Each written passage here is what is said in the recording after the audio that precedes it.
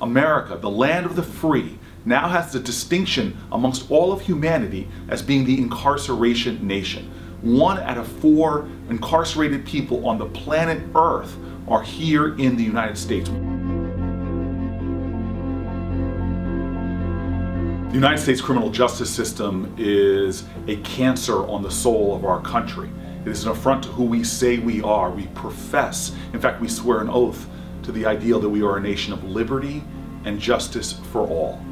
But our criminal justice system isn't about that. In this country, we imprison those who are often marginalized by society. Overwhelmingly, our prisons and jails are full of those Americans with mental illness, are full of those Americans struggling with addiction, are full of those Americans who are survivors of sexual assault, those Americans who are disproportionately low income and disproportionately people of color. Since 1980 alone, the federal prison population has grown 800%. When you disproportionately arrest and incarcerate certain communities, that has a lifetime effect on folks. In fact, what we do to people in this country who have nonviolent offenses is giving them, in a sense, a lifetime punishment. We are now at the disturbing point in American history where there are more African Americans under criminal supervision than all the slaves in 1850. And this isn't just an assault on our nation's dignity and ideals of justice.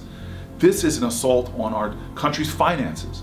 Not only are we pushing more and more people into poverty because they can't get jobs or Pell Grants or loans to better themselves if they have a criminal conviction, it's actually cost us just building prisons. From the 1990s to the early 2000s, we were building about a new prison or jail every 10 days in this country, pouring billions and billions and billions of dollars, expanding the prison industrial complex, draining money that we could have been investing in public safety or education or other programs we know elevate human potential and don't denigrate. Our biggest mental health care institutions in this country are not hospitals or clinics, they are our prisons and our jails. People with mental health challenges often find conditions in prisons that aggravate their mental health. This has to stop. This is an assault on the dignity of every American because dignity is indivisible. If we assault the dignity of some, it assaults the dignity of us all. If we undermine the conceptions of justice for some, it undermines the truth of our justice as a whole.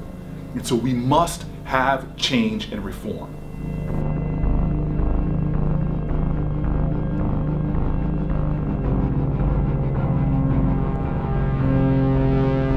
The First Step Act is a step in the right direction. After years of policies going in the wrong direction, this is a bill that finally stops the hurting and turns us around and starts to make things better. There are 3 things that this bill does that are important to note. First and foremost, it deals with the disproportionate sentencing that goes on, putting people away for far longer than they should be put into prison. In addition to sentencing, it is about creating programming in prisons that can help people not only deal with education and deal with addiction, but actually allow them to shave some time off their sentences as an incentive to get into these programs that we know reduce recidivism.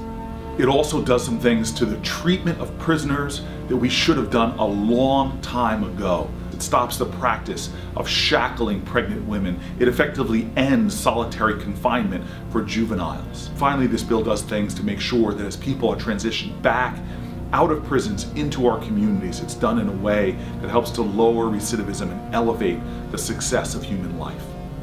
The First Step Act is historic because it finally is a major piece of legislation that stops us heading in the wrong direction when it comes to our criminal justice system, compounding problems and expanding the war on drugs. Let's now continue this important work from state laws to federal laws. We have a long way to go, but thank God we're taking a step in the right direction.